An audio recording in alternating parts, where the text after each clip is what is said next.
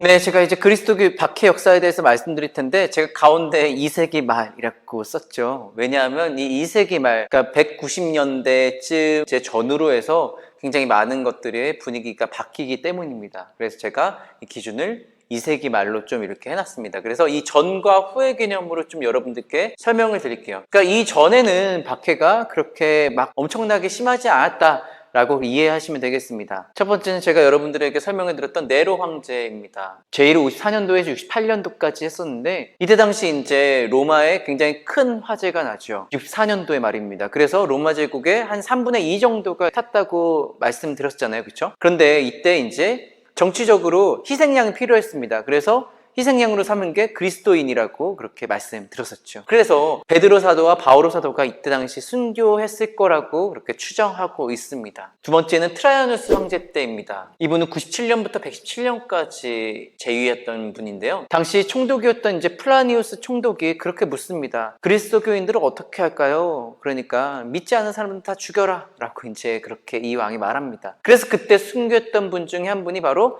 안티오키아의 성 이나시우스, 여러분들 잘 알고 계시죠? 이분이 이때 당시에 순교를 하십니다. 107년도에 말이죠. 특히 안티오키아의 성 이나시오께서 이제 107년도에 순교하시기 전에 로마로 압송되면서 각 교회에 7통의 편지를 보내게 되는데, 그 내용 안에는 이제 그리스도와 교회의 주직, 그리고 그리스도인으로서 어떻게 잘 살아가야 될 것인지에 대한 굉장히 좋은 내용들이 담겨 있습니다. 그리고 이나시오 성인께서 순교하시기 전에 하셨던 아주 유명한 말씀이 있으시죠. 나는 하느님의 미랄입니다. 나는 맹수에 이에 갈려서 그리스도의 깨끗한 빵이 될 것입니다 라고 그렇게 말씀을 하셨죠. 너무나 아름다운 고백이 아닐 수가 없습니다. 마지막으로 세 번째는 여러분들 잘 알고 계시는 마르크스 아울렐리우스입니다. 이분은 정치인이지만 굉장히 유명한 철학자이기도 했죠. 재위는 161년부터 180년까지 하게 됩니다. 이때 당시 순교했던 성인은 후교구구 유스티누스, 또 폴리카르푸스 성인도 이때 당시에 순교하시게 됩니다. 특히 폴리카르푸스 성인 같은 경우에는 순교자 유해를 숭배하는 그 예식을 처음으로 전파했던 성인이라고 볼 수가 있겠습니다. 그렇기 때문에 또 의미가 있는 성인이시죠. 이때 당시에 이 두 분이 순교를 하게 됩니다. 그런데 이제 문제가 생깁니다. 문제는 2세기 말에 생기게 되죠. 2세기 말에 우선 이민족들의 침략이 늘어나게 됩니다. 그리고 내전도 늘어나게 되죠. 또 이때 당시 이제 인플레이션이 생기게 돼요. 또한 인구 감소도 일어나게 되죠. 그러다 보니까 기강이 해이해지고 있는 로마 제국의 어떤 기틀을 다시 한번 다지기 위해서 택했던 방법이 바로 황제 숭상을 강요하는 것이었습니다. 그러니까 당연히 그리스도인들은 그거에 대해서 거부를 하고자 하죠. 그러니까 이제 이때 당시 로마 제국이 택했던 방법은 반그리스도교법을 이제 제정해서 그들을 억지로 이제 황제 숭상을 할 수 있도록 이제 강요를 하고,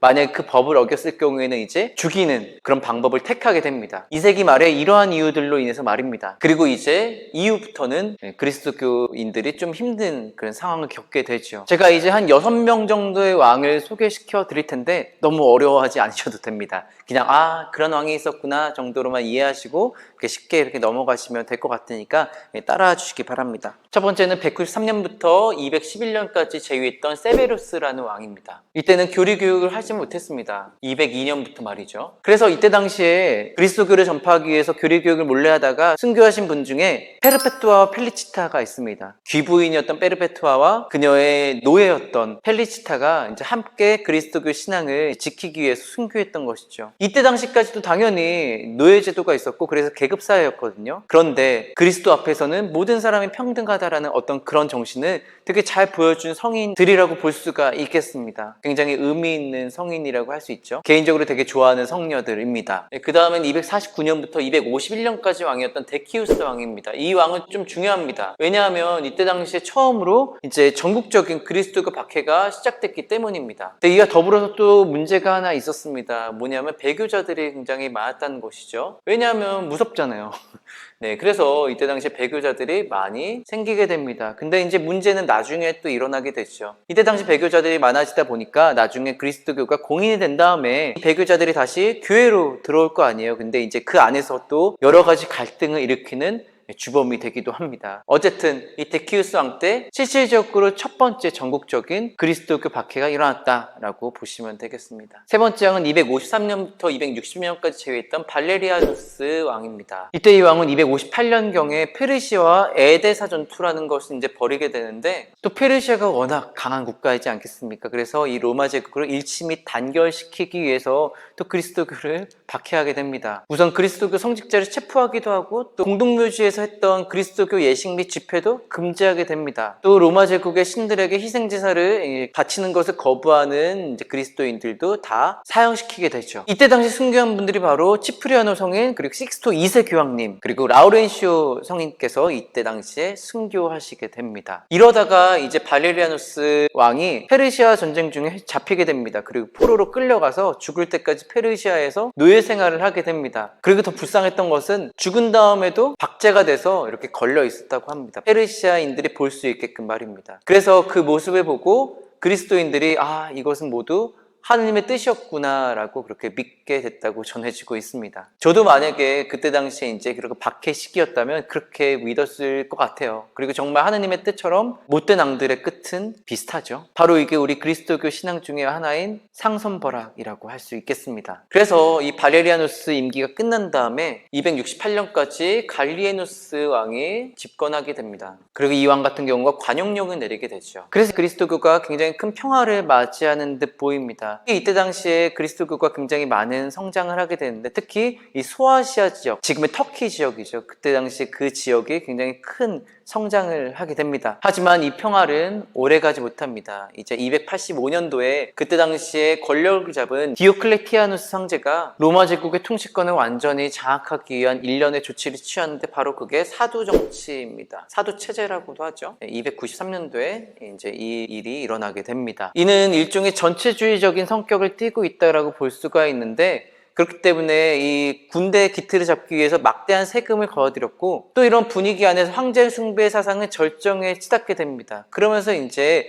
다른 종교들을 굉장히 박해하게 되죠. 그 첫 번째 대상은 마니교였고, 그 다음에 이제 그리스도교를 박해하게 됩니다. 특히 일부 그리스도교 신앙을 믿는 군인들이 황제 숭배 사상을 거부하게 되자 디오클레티아누스 황제랑 갈레리우스 부황제는 그리스도교가 당시 로마의 근간을 크게 흔든다고 판단을 해서 그리스도인들을 크게 박해하기 시작합니다. 그게 바로 303년부터 305년까지 일어난 아주 큰 박해라고 볼 수가 있겠습니다. 초기 3세기 안에 일어났던 박해 중에 가장 큰 박해가 일어나게 됩니다. 이때 당시 한 3,000명 정도 순교했다고 전해지게 됩니다. 하지만 이때 당시에 이미 50% 정도의 로마 시민이 그리스도인이었습니다. 이 어려운 시기를 지나오면서 정말 많은 사람들이 그리스도교 신앙을 갖게 된 것이죠. 사실 이것이 더 신비인 것 같습니다. 로마에서 인정도 하지 않았던 그 종교가 물론 어느 정도 종교의 자유를 암묵적으로 허용했다 하더라도 어려운 시간들이 계속 됐었을 텐데, 그 안에서 그리스도교 신앙을 참 간직했던 게 굉장히 큰 놀라운 신비인 것 같다는 것을 이 역사 흐름을 통해서 알 수 있는 것 같습니다. 이제 이 디오클레티아누스의 그 왕권은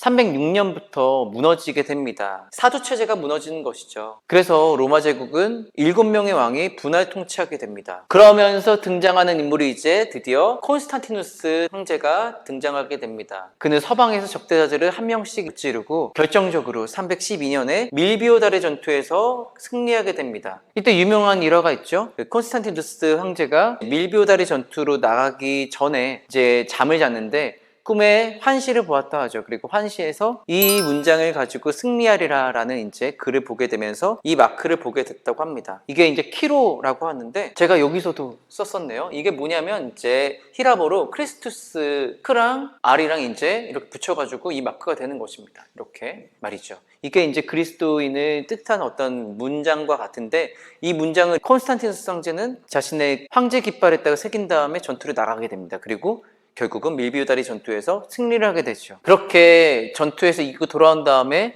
당시 주변에 그리스도교 신앙을 갖고 있었던 궁정 사람들은 이 의미에 대해서 신앙적으로 설명해 주기 시작합니다. 그래서 이때 당시 콘스탄티누스 황제는 이제는 그리스도교 탄압을 멈춰야 되겠다는 다짐을 하게 되죠. 그리고 이제 313년 동방의 리키니우스 황제와 만나서 박해를 종식시키는 종교 정책에 합의를 이루게 됩니다. 이것이 바로 우리가 잘 알고 있는 밀라노 칙령입니다. 사실은 이 밀라노 칙령, 밀라노 관용령이라고도 하는데 이것은 단순히 그리스도교에만 국한된 것은 아닙니다.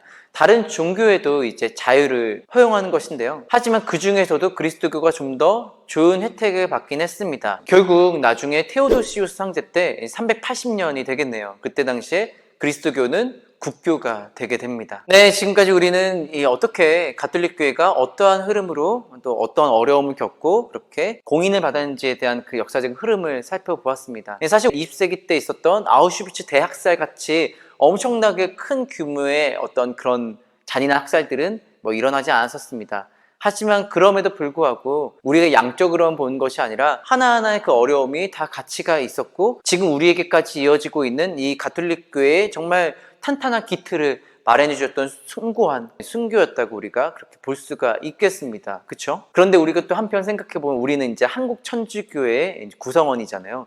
이 한국 천주교회 신자로서 우리가 얼마나 참 고귀한 신앙을 지금 간직하고 있는지에 대해서 한번 생각해 봐야 됩니다. 초대 그리스도교 시대 때 가장 컸던 규모의 박해가 바로 이때였죠. 3,000명 정도의 순교자가 났다고 그렇게 말씀드렸는데 우리 한국 천주교회에서 가장 큰 규모의 박해는 병인대 박해죠. 1866년도부터 7년간 일어났던 박해. 그 기간 동안에 약 8,000명에서 10,000명가량이 순교했다고 이렇게 우리 전해지고 있습니다. 엄청난 규모의 박해였죠. 그런데 그 어려움을 이겨내고 신앙을 지키면서 여기까지 온 것입니다. 그렇기 때문에 우리는 한국 천주교회의 신자로서 사실 자부심을 가질 필요가 있습니다. 여하튼 이 모든 역사적 배경들을 한마디로 요약하면 다음과 같이 말씀드릴 수가 있겠습니다. 저는 로마서 5장 20절의 내용을 말씀드리고 싶은데요. 이렇게 나와 있죠. 그러나 죄가 많아진 그곳에 은총이 충만히 내렸습니다. 라고 말입니다. 네, 그렇습니다. 그때 당시에 로마 제국에는 상당히 많은 문제가 있었고 그렇기 때문에 그리스도교 복음이